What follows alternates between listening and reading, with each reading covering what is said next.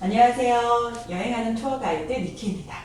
오늘은 론다를 소개시켜드리려고 제가 론다를 다녀왔습니다. 바람과 마스크 착용 때문에 현장에서 직접 소개시켜드리지는 못하고요. 제가 찍어온 영상에 설명을 곁들여서 론다를 소개시켜드리도록 하겠습니다.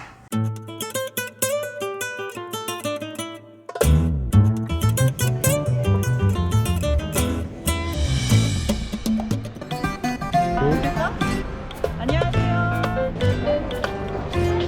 여행하는 투어 가이드 니키입니다.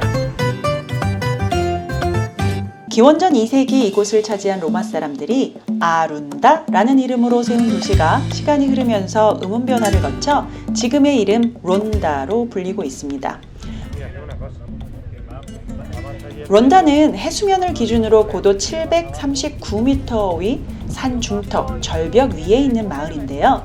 안달루시아 지방자치주에 속한 말라가 지방 소속의 조그만 산골 마을입니다. 인구는 2020년 기준으로 약 3만 6천 명 정도의 마을입니다. 지금 지나고 계신 거리는 론다와 근처 산골 마을들의 명동 같은 역할을 하는 곳인데요. 1km 정도의 이 명동 거리의 이름은 1550년 론다에서 태어나고 자란 음악가이자 시인인 비센테 에스피넬의 이름을 따서 까예 에스피넬입니다. 이 길은 항상 많은 사람들로 붐비는 거리입니다. 이 길에서 리포트처럼 안내드리는 포부 가득한 계획을 세웠으나 사람들이 이렇게 많은 상황에서 마스크 벗고 안내 말씀드리는 건 제가 테러리스트로 보일 것 같아서 결국 나레이션으로 설명드리게 된 것 이해해 주시고요. 거리를 따라 약 4분 정도 걸어가시면 론다의 상징적인 장소인 투우장과 누에보 다리를 보실 수 있으십니다. 이렇게 이 거리를 따라 투우장 쪽으로 이동하시다 보면 눈여겨보셔야 할 것이 몇 개 있어요. 바로 플라사 데 소코로 광장에 위치한 카지노 건물과 그 앞에 깃발 그리고 동상입니다. 이곳 소코로 광장은 1975년까지 독재를 펼쳤던 프랑코 총통 때 프랑코 총통의 광장이라고 불리우던 곳인데 당시 시장이 광장 오른편에 위치한 성당의 이름을 따서 소코로 광장이라고 이름을 변경했습니다. 소코로는 구원이라는 뜻의 단어입니다. 정면에 보이는 건물이 카지노 건물입니다. 1903년까지 3년 만에 건축된 이 카지노 건물을 소개시켜드리는 이유는 바로 이 건물에서 1918년 안달루시아 지방자치주의 깃발과 엠블럼이 확정되었기 때문이죠. 안달루시아 깃발과 엠블럼을 이곳에서 바로 확인을 하실 수 있도록 커다란 깃발과 동상이 세워져 있는데요. 헤라클레스를 상징하는 초록색과 흰색 줄무늬에 안달루시아 지방자치주의 엠블럼이 중간에 들어가 있는데 동상을 통해서 엠블럼을 자세히 살펴보시면 두 마리의 사자를 잡고 있는 사람이 그리스 로마 신화에서 많이 접하셨던 헤라클레스입니다. 헤라클레스 양 옆의 기둥은 지브롤타 해협에 헤라클레스가 꼽아 놓았다는 기둥을 의미하는데요. 이 기둥은 스페인의 현재 국기에도 스페인 왕가의 문장으로 등장을 하기 때문에 스페인 국기에 대해서 따로 설명을 드리는 시간을 갖도록 하겠습니다. 광장을 벗어나서 딱 한 블럭만 더 가시면 바로 투우장이 보이는데요. 론다는 근대 투우의 발상지라는 중요한 의미를 가지고 있는 마을입니다. 바로 이 투우장이 스페인 최초의 투우장입니다. 투우의 룰이라고 할 수 있는 것이 바로 이곳에서 만들어졌는데요. 이 투우장에서 투우 경기는 매년 9월 첫째 주 근대 투우를 고안한 페드로 로메로의 축제 때 18세기 복장을 입고 펼치는 투우가 단 이틀 정도만 펼쳐질 뿐 평소에는 경기가 열리지 않는 곳이기도 합니다. 투우장이 보이기 시작하면 먼저 오른쪽으로 가셔서 론다의 명문 가문인 올도네스라고 하는 유명한 투우사 집안의 외할아버지 투우사 안토니오와 그의 외손자인 까예타노의 동상을 보시도록 할게요. 1785년에 건축된 스페인의 최초의 투우장을 내부 관람하실 수 있는데 입장료는 2020년 현재 6유로입니다. 투우장 안에 들어가시면 동그란 원형 경기장만 보시는 것이 아니고 투우의 역사를 아실 수 있도록 투우 박물관이 형성되어져 있습니다. 이곳에 입장을 하시게 되면 거대한 투호소의 머리뼈를 보실 텐데요. 이 투호소의 머리뼈가 200만 년 전의 투호소의 머리뼈입니다. 그 외에도 투의 역사를 알 수 있는 복장, 기구, 여러 가지들을 예술작품과 함께 관람하실 수 있으십니다. 투호장 입구에 있는 투호소의 동상입니다. 이 투호소가 투호 경기에 투입이 되는 실제 투호소의 크기라고 생각을 하시면 될 텐데, 일반적으로 몸무게가 약 500kg에서 600kg 정도 됩니다. 저런 투호소가 나를 향해 돌진한다고 상상해 보세요. 게다가 투호사처럼 서 있는 곳에서 투호소가 달려들 때 1mm도 발을 움직일 수 없다면 도대체 어떤 기분일까요? 자, 이제 론다의 하이라이트를 보러 가실게요. 전망대로 가시는 길에는 론다를 사랑한 많은 문화예술계 인사들을 만나보실 수 있는데, 그중 대표적인 사람이 왼쪽에 두상으로 만나보실 수 있는 해밍웨이, 오른쪽에는 올슨 웰즈의 기념비를 보실 수 있습니다. 올슨 웰스는 영화광이라면 꼭 봐야 한다는 시민 케인이라는 작품을 감독 그리고 출연도 했었던 영화 감독이자 배우이기도 했었던 사람인데, 유언을 남겨서 이곳에 모셔져 있기도 한 분이죠.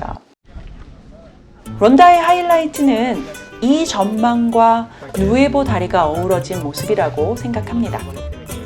론다는 로마 사람들이 기원전 2세기 때 들어와 세운 도시에서 출발을 하는데, 로마 사람들이 세워놓은 수많은 도시들을 가보았는데요. 로마인들이 육군력이 강했다는 거 잘 아시죠? 그래서인지 로마인들이 군사 요새로 형성된 장소들은 모두 탁월한 위치 선택이었다고 생각이 듭니다. 론다의 경우도 역시 천혜의 군사 요새의 지형적 요소를 가지고 있습니다. 이 전망대에서 적군이 쳐들어오는 것을 상상해 보세요. 당연히 잘 감시하고 잘 방어할 수밖에 없는 위치라 생각됩니다. 약 500m로 이어지는 따호 협곡의 언덕 위 450m 정도의 높이 위에 있는 이 전망대의 이름은 일반적으로 발컨데 꺼니어라 불리웁니다. 원 이름인 발컨데 알데우엘라를 놔두고 말이죠. 알데우엘라는 투장 건축과 누에보 다리를 완성한 건축가입니다. 그런데 대신 불리우는 이름은 우리나라로 따지면 여기입니다. 이 전망대에서 왼쪽을 보시면 거대한 사각형의 건축물이 보이는데, 이곳이 스페인에만 있는 독특한 호텔 파라도르라는 것입니다. 파라도르는 국가가 소유한 나라 곳곳에 위치한 고성을 호텔로 개조하여 국가가 운영하는 호텔인데요. 따라서 이곳에 일하는 직원들은 준공무원이 되겠죠. 일반적으로 사성이고 호텔 방해 수준에 비해서 숙박료가 비싼 편입니다. 그런데 파라도르의 무시할 수 없는 커다란 장점은 최고의 전망이 있는 곳에 자리한다는 거죠. 옛날의 성은 군사적 요새의 역할을 함께하는 곳이었기 때문에 항상 그 지역에서 전망이 제일로 좋은 데에 있다는 것을 생각하시면 됩니다. 첫 번째 마주하는 파라도르의 벽면은 해밍웨이의 오솔길이라는 이름이 붙여진 길입니다. 해밍웨이가 론다를 사랑해서 무려 17년 동안이나 꾸준히 론다를 찾으며 집필도 하고 휴식을 보낸 곳이라는 것은 아시는 분들은 다 아시는 이야기죠? 시인 릴케도 론다를 찾고서는 꿈의 도시라고 찬사를 보냈다고 하는데요.